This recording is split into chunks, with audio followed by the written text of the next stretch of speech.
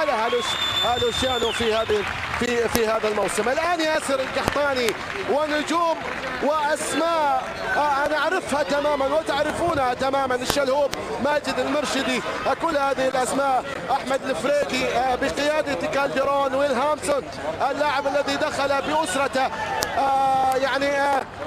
دخل بأسرته موسوعة جينيس للأرقام القياسية، لأن أسرته وعائلته الممتدة في جميع أنحاء العالم وصلت لأن تكون 149,000 إحصائية في عام 2006. ويلي هامسون الذي أمامنا الآن ويتلقى الميداليات الذهبية بعد فوزه مع أصدقائه في هذه البطولة. خالد عزيز ملك قطع الكرات والأسماء الصغيرة القادمة بقوة في عالم كرة القدم، وهذا هو السديري، وكذلك التحية والميدالية ستكون موجودة لحسن العتيبي الذي تألق في شوط المباراة الأول ولكنه خرج مصابا، بينما رادوي الروماني الجلاديوتر اللي أنقذ نادي الهلال في هذه المباراة وسجل هدفا في الدقيقة أو في الثانية الأخيرة قبل صافرة النهاية، وأعاد الهلال لهذا المكان كما يجب أن يكون نادي الهلال السعودي في منصة التتويج.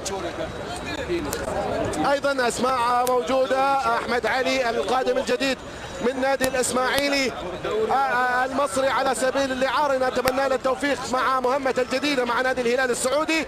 وأسامة هوساوي الذي يعود إلى مكان المولد هنا في دولة الإمارات العربية المتحدة، وهو من أعد الهلال الركلة الأخيرة كانت ناجحة وكفيلة لنادي الهلال بأن يصل هنا إلى منصة التتويج. هذا هو كالديرون، لم يصل للمرة الأولى ولكنه وصل مع الاتحاد السعودي لمنصة التتويج، ووصل بالمنتخب السعودي إلى نهاية كأس العالم في 2006، وقبل ذلك وصل مع تشكيلة المنتخب الأرجنتيني في 82 و90 في بطولة كأس العالم، وكذلك يسجل نفسه الأرجنتيني الأول في تاريخ تدريبات مدربي نادي الهلال السعودي، المدرب الأرجنتيني الأول. هذا هو أحمد علي، بالتوفيق إن شاء الله لهذا المصري القادم من الإسماعيلي المصري.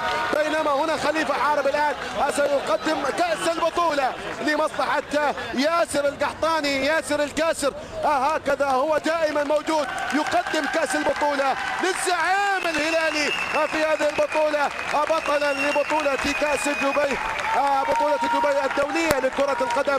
مبروك، ألف مبروك وبرافو حقيقة لنادي الهلال السعودي، مزيد من التقدم، مزيد من العطاءات، بالتوفيق إن شاء الله لمسيرته القادمة في دوري الآسيوي. نتمنى حقيقة عودة هذا الفريق، هكذا هو الهلال السعودي الزعيم كما يجب أن يكون بطلا لبطولة كأس دبي الدولية لكرة القدم.